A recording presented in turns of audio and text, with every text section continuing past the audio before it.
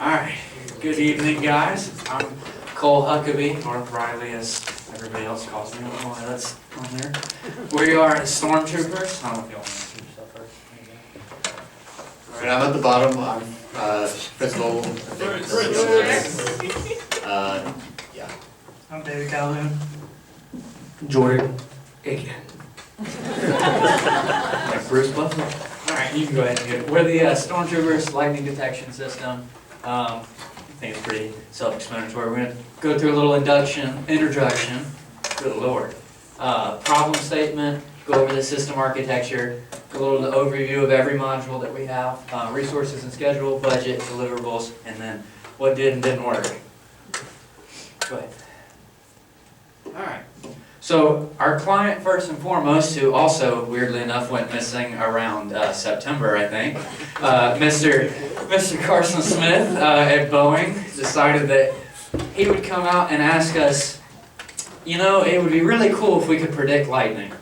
And we were like, at first, yeah, that's great. Is anybody at Boeing being able to do it? No. Okay, 4 undergraduate students can do it. That's definitely where it's at. But obviously that was not going to work out, so we scaled it back and said, well, we still have like kind of a problem of the cheap lightning sensors that are out there don't tell you really where it is. They just tell you, oh, okay, lightning struck 10 miles away. Well, that's great. Is it moving closer? Is it moving away? Where is it at? Is it out over the ocean, or is it out coming next to you?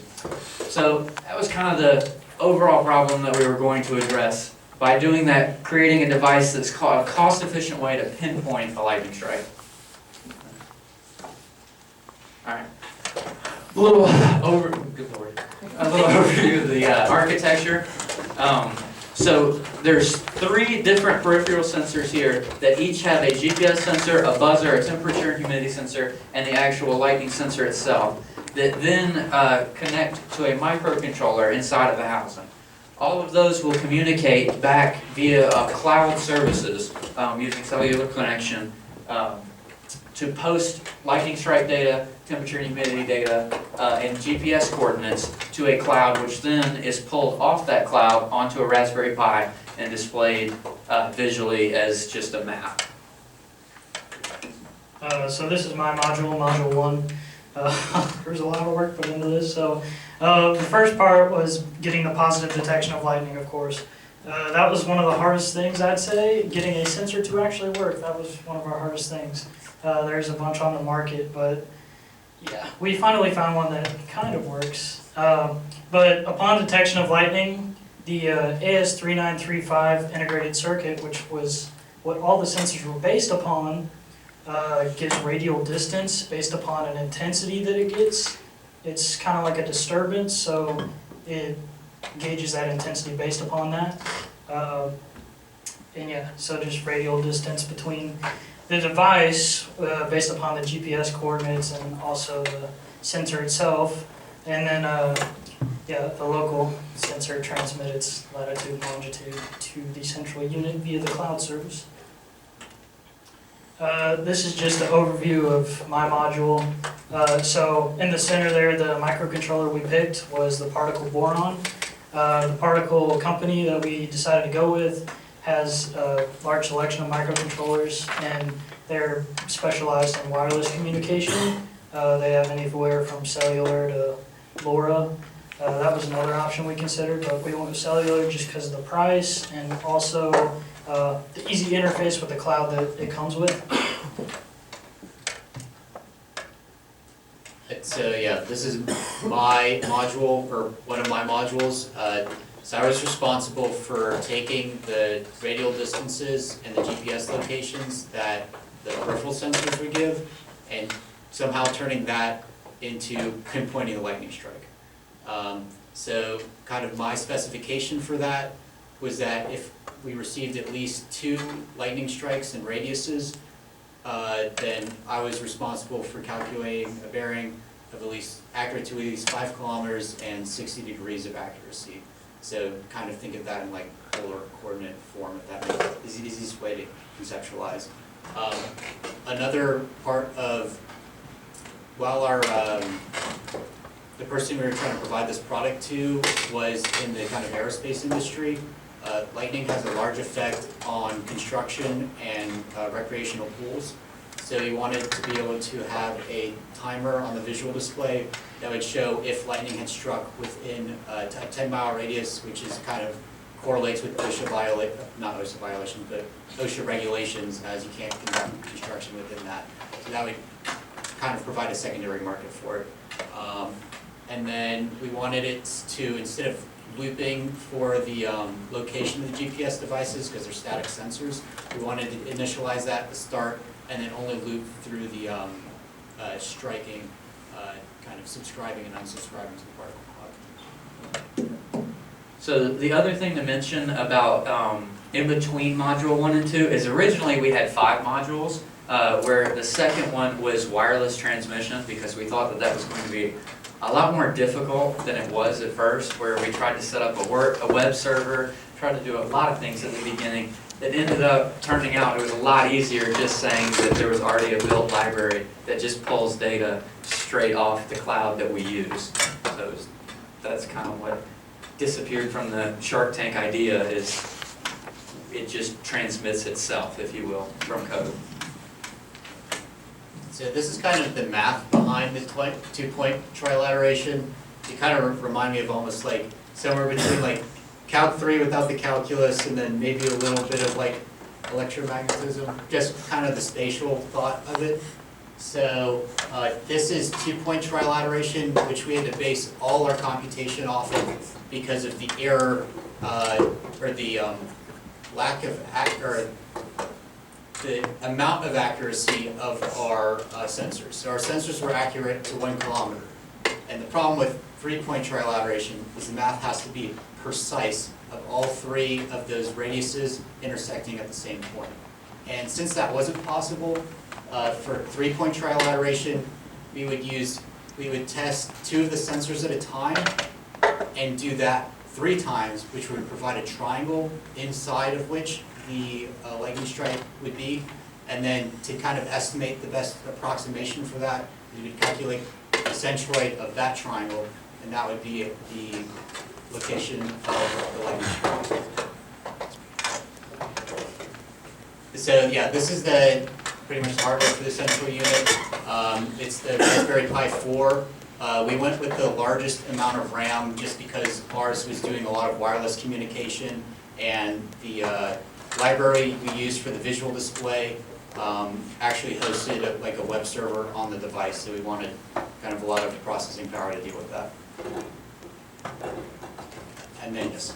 So for the user display, it would display the maximum detection radiuses of each sensor, so you know kind of what area you're covering, the locations of each sensors, and then also the positive lightning strike. So the actual sensor would go from green to red to indicate that it had been within 10 miles, and then also obviously the strikes.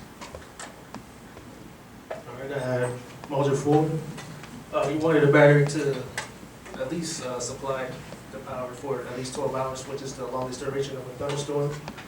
And wanted the battery to power supply control to my controller or at 3.3 volts, and power supply to the lightning detection at 3.3 volts. And also make sure that the housing is suitable for all the sensors that we have. The power we chose is the lithium polymer 3.7 volt battery, and it also has a capacity of 3,000 milliamp hour. And it is rechargeable, so that means it's cost friendly, reusable, you don't have to buy many batteries. And then environmental friendly, which is helps out with air and water pollution and global warming. And this is our housing. And 50 AF outdoor enclosure is highly NEBA rated. 1, 2, 3, 4, 5, 6, and 12. It basically means it's weatherproof, waterproof, protected against dust, falling dirt, vaporized, not vaporized,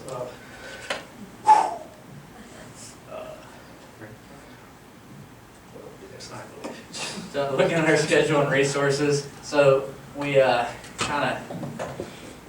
we went through our testing phase last semester pretty well. It was a crunch time at the end, but we successfully crunched to meet the deadlines. Coming through this semester though, of course, as everybody has said, implementation was very difficult. We're just taking one sensor and getting it to detect lightning was relatively simple once we figured out coding issues. But putting them together caused a lot of interference between all of them and created a lot of problems with trying to end up meeting the deadlines.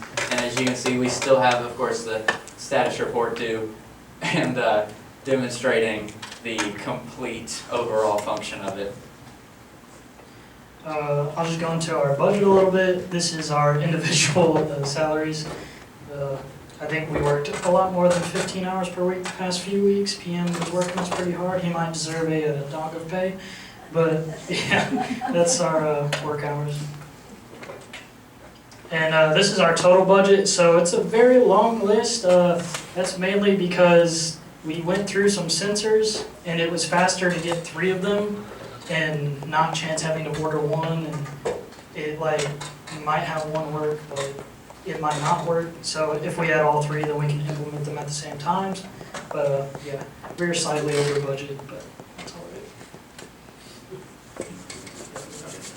So just as I mentioned before, proof of concept, we ended up making it through to say that we could get a radial distance from one sensor to detect and get back to the central unit. But as for our end goal, we are still trying to get that down to be completely efficient. Yeah. I'll go through testing and implementation real quick. Of course, having real lightning all the time is not possible to test a lightning sensor, so there's actually lightning emulators they sell to verify positive detection. That is what we used for the most part testing our lightning sensor. They had to be put 4 to 5 inches away from the sensor.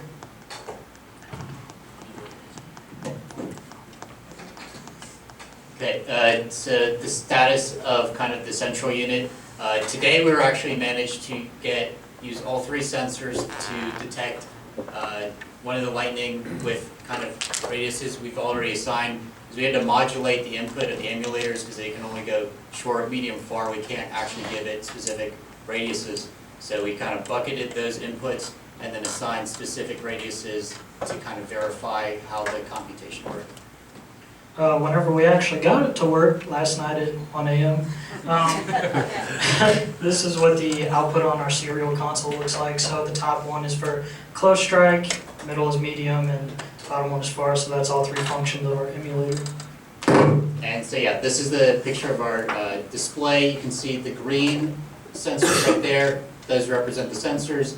Inside there's a circle with a cross in between. That's the centroid, that's the origin in which the bearings are based off of. And then the 3 larger circles on the outside, they represent the maximum radiuses of the sensor. So that's 3 40-kilometer radiuses. And then for our contingencies, pretty much it's because all of us had to be here for the testing. We took the GPSs out into the field, gathered the GPS locations there, and then use that data that was published to the cloud to later hard code it so that we could test it here with all our group members present. Any questions? It's gotta be done. Oh, pretty. Yes, Dr. McKinnon. I'm a little confused on whether you have 1 sensor or 3 sensors, or because you've got 1 in a housing, and the idea is that you would actually place those like miles apart and do it all. Yeah, around 10 miles apart. Okay. But you've actually got multiple sensors that you have tested. You gave a whole thing on triangulation and the math behind figuring out where this is. And I'm not sure I got that you've actually tested that part of it. So what we did is we've got 3 identical the same sensors as you saw in the housing. We took each sensor independently out into the field, got a GPS location at the proposed locations, because if they're not far enough apart and with 1 kilometer accuracy, the system doesn't work pretty much. So once we had gotten those GPS locations published to the particle cloud, then I had them automatically assigned in the backend and testing when we came back to campus. Does that answer your question? I think so. Yeah, so what we did, I guess we didn't explain this, but as far as actually testing it, 3 of us were on 3 different emulators, pressing the button at the same time to simulate that specific lightning strike that would come through on all 3 sensors at the same time, and then it would go to his code. At different distances. Yeah, so it would be like, we would say, okay, we want lightning to strike right here to simulate it, right, like it's dead center. And we would say, okay, it's gonna be, however. Close. Yeah. And then if we were doing like 2-point trilateration, we'd have only 2 of the sensors and give those both far and far, if that. Okay. Cool. Any other questions? What was your biggest challenge? From a group perspective, our biggest challenge was definitely testing. We had to make some adjustments, I guess, just because the technology for the emulator is something that was financially viable for us, was limiting. So we had to kind of come around that, kind of with assigning values. Additionally, like the GPS, we kind of already hit on that. That was a big challenge for us as well, at least from a testing perspective, not really from a system perspective. For my specific module, the biggest problem was both the working with the accuracy of the sensors. So as I said, with the 3-point trilateration, like mathematically doesn't work. I get math domain errors with my code. So I had to think of a way to come around that, and while still remaining a pretty high accuracy. And that was able to be accomplished, but obviously over time. And then additional to that was that the timing of the strikes as well. Yeah, I'm gonna hand off the microphone. I would say the biggest challenge that I faced was finding a lightning sensor that worked.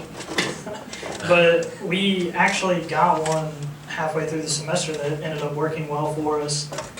We tried various types of communication with the sensors, because there was SPI sensors as well as I2C sensors. The I2C ones ended up working well for us, despite them not being supported by the manufacturer anymore. But that was another problem in finding documentation and libraries that supported and worked with these sensors very well. Say this, pretty much the same thing. My headaches were much more at the beginning of, or the end of last semester, when it went from, okay, we're building a web server to we're going to be trying to create a, I don't even know, what was the second one? You remember? Oh yeah, I don't even remember. We went through so many options of trying to transmit data that I can't remember all of them. But definitely putting it all together at the end, of course, like everybody said, just created so many headaches of, okay, well now we're putting this program that worked on this computer onto the Raspberry Pi, and this library doesn't exist on here, and when we go to do it, now we have to do this update and go here and do this, and that like streamline of issues just continual. I want to say, other than public speaking, trying to find a sweet spot for the lightning emulator to get the lightning detector to go off, to detect it. So it's annoying, but you wrote it down.